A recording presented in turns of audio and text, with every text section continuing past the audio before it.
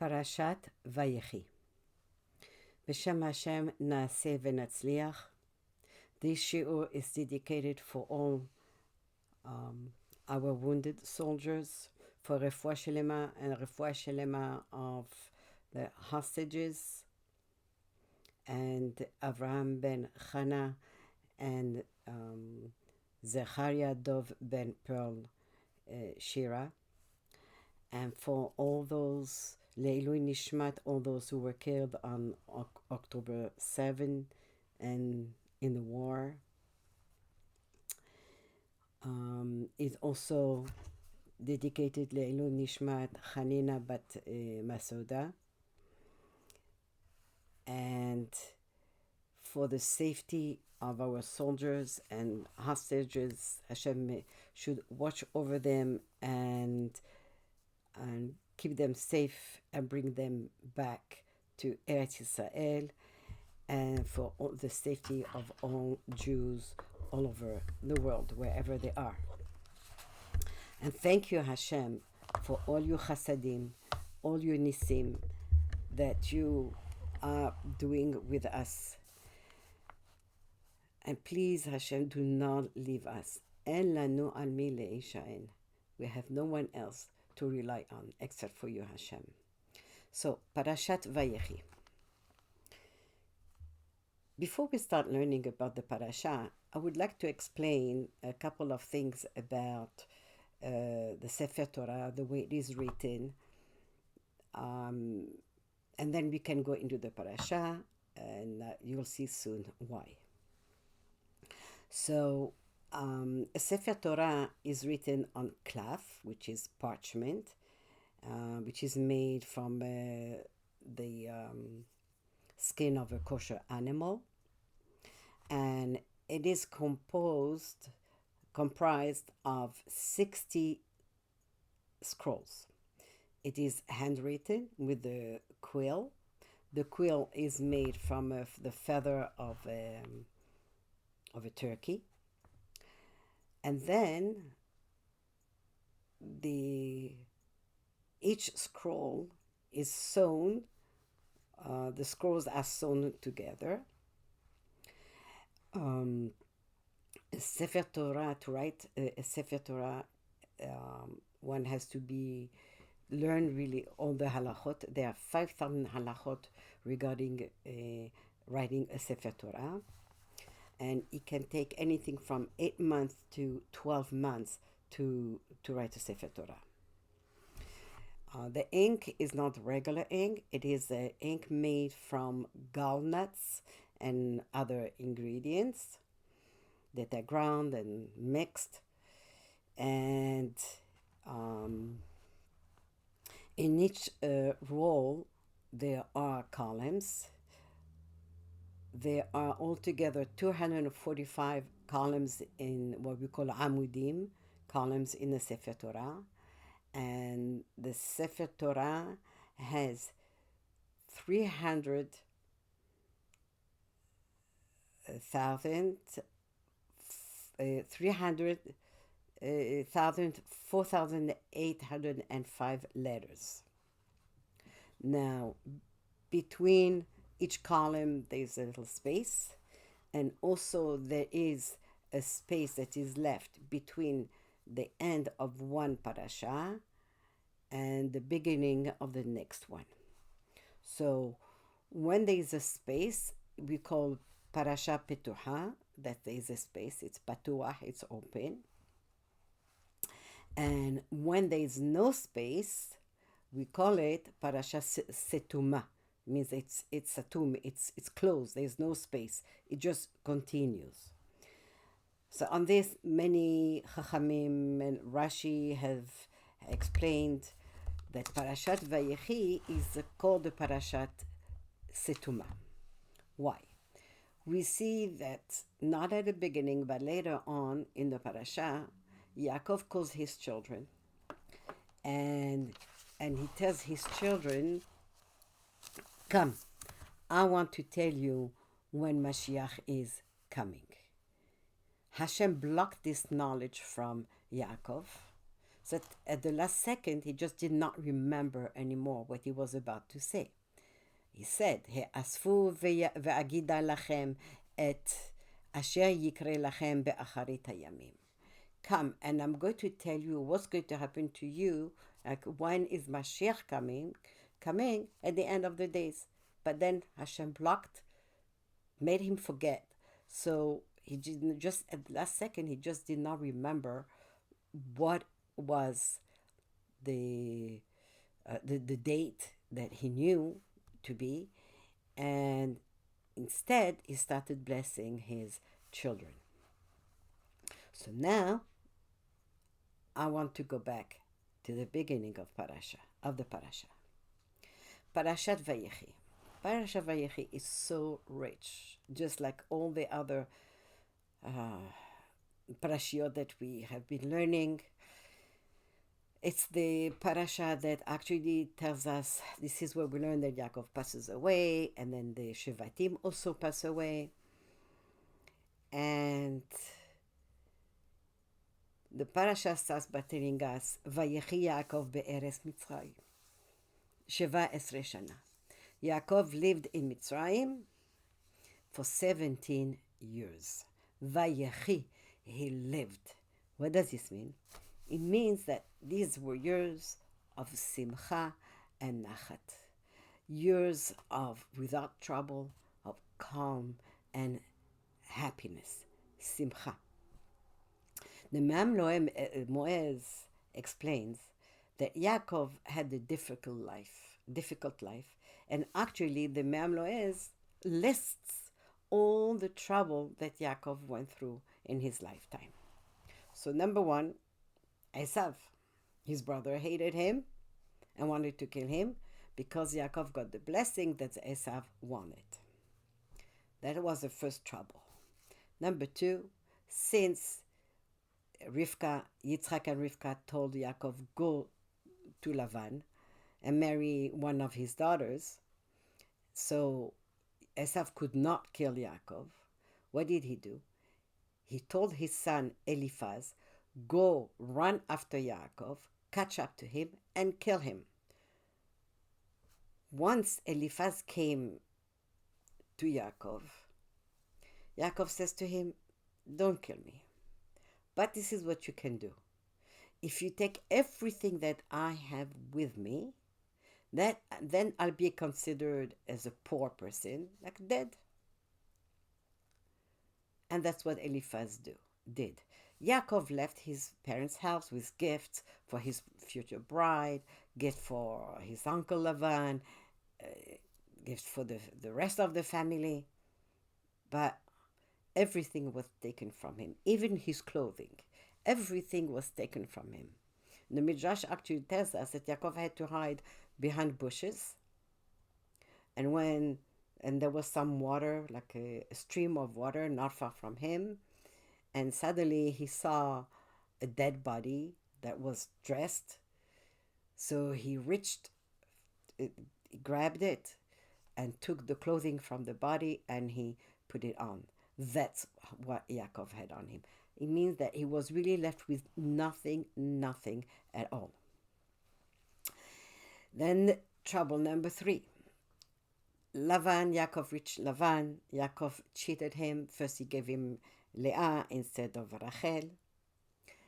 And he worked for him, and Yaakov worked for Lavan for 20 years. That's number 4, that he made it very hard for Yaakov. If there was a sheep that gave, or a cow that gave birth and died, he told Yaakov, you have to pay for it, it's your fault. If there was an animal that had to give birth or sick, Yaakov had to stay up, to the point that it says that he actually had lost completely his sleep completely. Then when after Yosef was born, Yaakov was ready to go back home. Trouble number 5, on his way home, he got the news that Esav was coming to meet him, not on his own, but with 400 men, and was ready for war. Number 6, Before Yaakov met Esav, Yaakov had to travel a stream, Yabok, and he helped his family. Then he had to go back for some pachim ktanim, from little things that, jars and stuff like this, that were left behind. So he went back, and that's when the malach, the angel of Esav, came to fight with Yaakov. They were fighting the entire night. And at the end, the only way the malach of Esav was able to be let go was by breaking the hip of Yaakov. And at the end, he had to bless Yaakov. Obviously, the blessing was given because Hashem wanted Yaakov to get this blessing. And that's when his name was changed from Yaakov to Israel. And later on, we're going to talk some more about this. Then, trouble number 8, he learns that his mother, number 8, is that Rachel gives birth and she dies. Number 9, he gets the news that his mother died, and his mother had sent her nurse to bring back Yaakov, and this nurse, Devorah, she too had died. Next is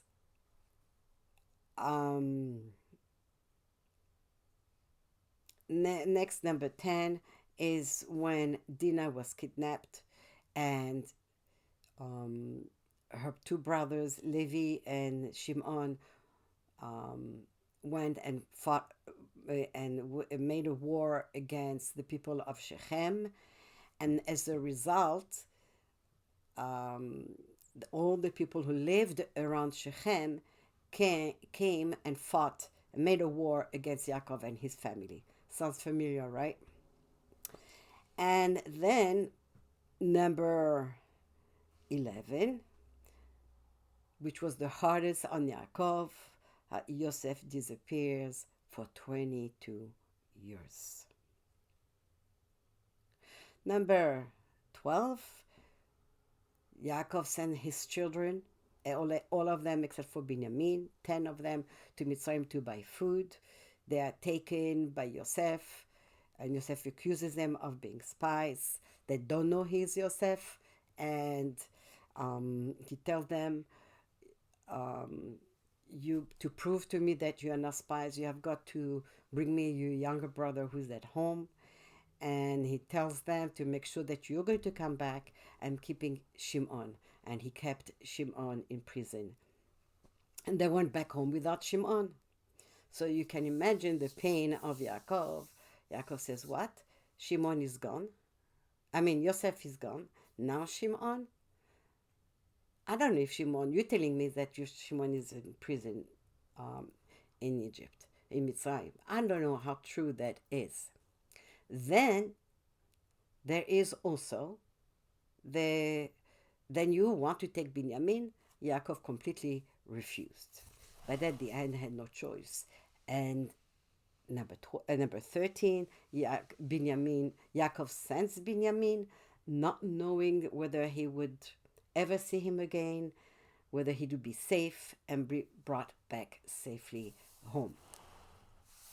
So now the pasuk tells us, Vayehi Yaakov be'eretz Mitzrayim 17 shana. That only these years that Yaakov lived in Mitzrayim, these were years besimcha, with happiness and nachat, and quiet and calm, tranquility. Those were those 17 last years of Yaakov's life. When we read the Pesukim, we learn that sometimes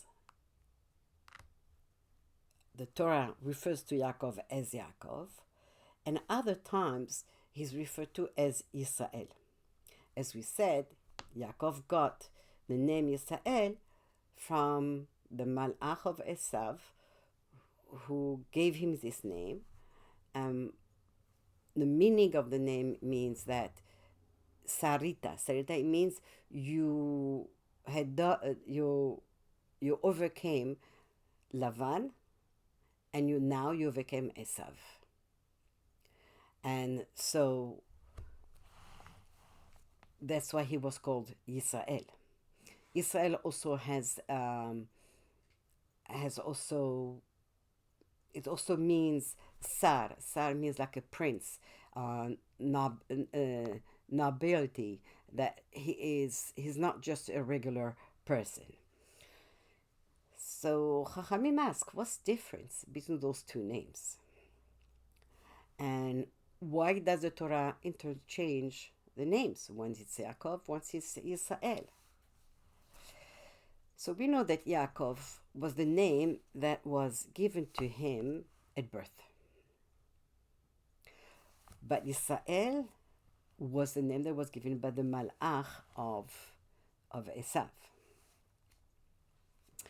Yet, we see that the name of Yaakov is really used throughout the Tanakh. Not only in the Torah, but even in the Navi, we see Yaakov, the name Yaakov. And so the obvious question is, Yaakov was not the only person that was given another name. We know about Abraham. His name was Avram, but Hashem changed it to Avraham. So Avraham also had a name change. And yet we see that there's a difference. Because Avraham, from the moment his name was changed, that was it. It was never called again Avram. It was always called Avraham. But with Yaakov, his name, he got another name. A name was added to him, and yet many times we still refer to him as Yaakov, and sometimes as Yisrael, the added name. So the Or HaChaim HaKadosh has an explanation. And he says, we need to know the difference between Avraham and Yaakov. The name change, right? We said the names were changed. So the Or HaChaim HaKadosh is like this. After changing Avraham's name from Avram to Avraham, Hashem said, your name shall not be named, you should not be named Avram anymore. And whoever continues to call him Avram and not Avraham with the added letter He breaks the commandment of Shimcha Yikare Avraham, that your name will be Avraham. So here we actually have a commandment not to call Avraham Avram. But one who calls Yaakov Israel, you can call him Yaakov, we can call him Yisrael, but we are not breaking any commandment. Even though it says in the Pasuk, Shimcha Yikare Yisrael, your name will be Yisrael. So the Or HaChaim HaKadosh brings the Gemara that says that the Torah itself, after Yaakov got the name Israel, the Torah itself called Yaakov, didn't go on calling Yaakov Israel. It didn't. It went back to calling Yaakov, but the name that he was given at birth. But with Avraham, from the moment Avraham got the name Avraham, that was it. We never heard again of Avram. And in fact, in the Pasuk, before it says your name will be Israel, that Pasuk says your name Yaakov. So wait a minute. We don't know that his name is Yaakov? We all know his name was Yaakov. That the name that he was given at birth. And why does Hashem say your name is Yaakov, but your name will also be called Israel? And we know that in the Torah, the way the Torah is written, there is not even one letter that is extra. So why does Hashem say, your name is Yaakov? Since we all know this fact, right? That means the Or HaChaim HaKadosh says that the name Yaakov was intended to be permanent, not to be removed. It was supposed to stay on Yaakov. And that we had then, that gives us a proof that the name Israel was not meant to replace Yaakov. Otherwise, the Torah would have gone on speaking only about Israel and not Yaakov. As the Torah does sometimes. It says mostly Yaakov and sometimes Israel. So, why did Hashem make a difference between Abraham and Yaakov? Abraham, he's called only Abraham. Yaakov, he's called Yaakov and Israel. So what's the difference? So Abraham, the Or HaChaim HaKadosh says, there's a good reason for this. When a child is born, Hashem puts the idea of a name of the child into the mind of his parents. Hashem inspires the parents to give their child the name by which Hashem calls the child's neshama. It means that the neshama has a name. My name is Ruth, so that's the name of my neshama. Yaakov, his neshama's name was Yaakov. So a name reflects the depth of a person's spiritual nature. And just as David said in Tehillim, David HaMelech said in Tehillim, V'Hashem sam shamot ba'aretz, which means that Hashem put destruction, devastation in the land. Chachamim in the Gemara tell us, don't read it shamot, read it shemot. Hashem put names in the land, meaning that Hashem assigns a name to assigns a person, a name to a person. Why? To reflect the child's nature, to reflect the neshama of this child. So in the case of Yaakov, the name Yaakov was his original name, the original name of his neshama. It was given to him at birth. So this name had to stay. Later on, Yaakov raised his level of spirituality, and Hashem agreed to give him, because Yaakov gained this name, this extra name, with his perfection, by perfecting himself, by adding this level of spirituality to his neshama, and Hashem gave him another neshama with the name Yisrael. And that did not cause Yaakov the loss of his first name, Yaakov, because he had like two neshamot, the neshama of Yaakov, which was at a certain level of spirituality, and then he had the name of Israel, which was even on a higher level. So both neshamot really existed in Yaakov. And that's why, therefore, he can be called Yaakov and Israel. However, Abraham, he too had raised his level of spirituality. However, in the name Avraham, if we take away the He, we're left with Avram. So it means in the name of Avraham is the name Avram. So it has not really been taken away. The letter He has been added, but the name Avram was not really taken away from Avraham. But with Yaakov got a completely different name.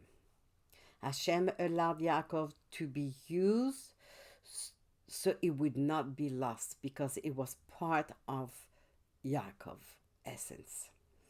As Yaakov was very full of spirituality, he was full of spirit. Then the Or HaChaim asked the question, why does the Torah uses sometimes the name Yaakov and other times Yisrael? It means that there is a difference between Yaakov and Yisrael. So when is this? When is it that the Torah says it's the right time to use the name Yaakov? And when is it that the Torah uses the name Yisrael because that's the right name at that time? So we are given two answers. So first of all, there's one answer is regarding us. We are called Bnei Yaakov and we are called Bnei Israel. So why is it even us, the children, we are called sometimes Bnei Israel and sometimes we are called Bnei Yaakov? And the answer is that because Bnei Israel means that we are doing what we are supposed to be doing. We are following in the footsteps of Yaakov. We're doing what Yaakov wanted us to do. We are being the children that Yaakov wanted. We follow Hashem, we follow the Torah, and we do what Hashem, we are united, we do what Hashem is doing, so we are called Bnei Israel. However, those times that we don't, that we are called Yaakov, Bnei Yaakov, those are times that means that we are not really following in the footsteps of Yaakov. We are not really following Hashem. Yaakov worked so hard that he got the name Yisrael. So we are not at Yisrael. We are at Yaakov. And the second reason, the Or HaChaim tells us, what is Yisrael? Yaakov was given the name Israel because he perfected himself. He elevated his neshama. Israel represents Yaakov. He's the kedusha of Yaakov. This neshama of Israel comes from a place of simcha. Kedusha leads us. We need simcha to get to kedusha. And Yaakov had worked himself so hard that he had reached the level of simcha, of menucha, by accepting whatever was coming his way. The nachat and authority, dominance, and nobility. The Or HaChaim HaKadosh brings the example of the neshama yetera that each Jew receives on Shabbat. By keeping Shabbat, by enjoying our meals, by not getting angry, by learning Torah on Shabbat, by being besimcha and not sad, the extra neshama comes to every Jew and stays with us until Motzai Shabbat. That's why we have besamim, to make it easier for the neshama to leave us. But if we do not provide the spiritual food for the extra neshama, or we are angry, even though it may have come on Erev Shabbat, it might leave us the moment we become angry on Shabbat, or that we are sad on Shabbat. Because this neshama comes from simcha and from nachat, from being calm. So too, the fact that Yaakov was given the name Yisrael meant that no sadness could be in Yaakov.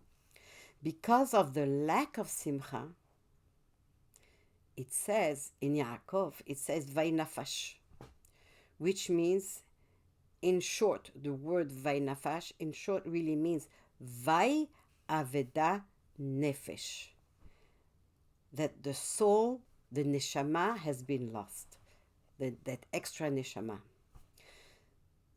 The Yisrael neshama would leave Yaakov Just like the neshama yetera, the extra neshama leaves us on Shabbat or after Shabbat.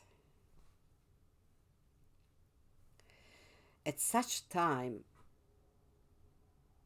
when he is sad or angry, he cannot be called Israel. He can only be called Yaakov, the name given at birth. This neshama of Israel would come back to Yaakov whenever Yaakov was ready to receive it, meaning with simcha and nachat. Just like our neshama yetera, our neshama, extra neshama comes to us every Shabbat. And we must be ready to accept it, to receive it. How? By resting on Shabbat, by not doing work, by learning Torah, by singing the mirot, by not being angry, by not being sad on Shabbat. So every time we see the name Yaakov, it is because of something sad happened to him, causing the Israel part to leave him. However, we see that when Yehuda and the brothers came back from Mitzrayim, and Shimon is not with them, and Yehuda tells his father everything that happened. The brothers tell Yaakov everything that happened, that they met the king, and the king told them they are spies, and Shimon is in prison, and the king wants to see Binyamin. Yaakov was so worried. He didn't know whether to believe them or not. And the Pasuk says, Vayomer Israel. Israel said. Israel was not really happy at the time. But now Israel was using his authority. And again we see, Vayomer Yehuda El Yisrael Avihem, that Yehuda is speaking to Israel, their father. Why Israel? Again, not that Yaakov was happy, but Yaakov was using his authority as a father. Why? Because Yaakov thought that his children are not really concerned about his pain, his well-being. How can they take Binyamin away when they fully know that his mother died when she was traveling? Yosef had gone traveling to look for the brothers and he never came back. Now Shimon is also not back. For Yaakov, this meant a lot, because Yaakov knew he would go to Olam Haba only if he had 12 Shevatim Tzadikim. So Yaakov says, what's going on? What is this? So here Yaakov had to show his authority. He had to show his dominance. And that is Yisrael, Sar, someone who is in authority. So, may Hashem help us to be united and follow his mitzvot, so we can be called Bnei Yisrael, especially at this time when we need mitzvot and we need loving each other and we need to be united, and we should be deserving of such greatness.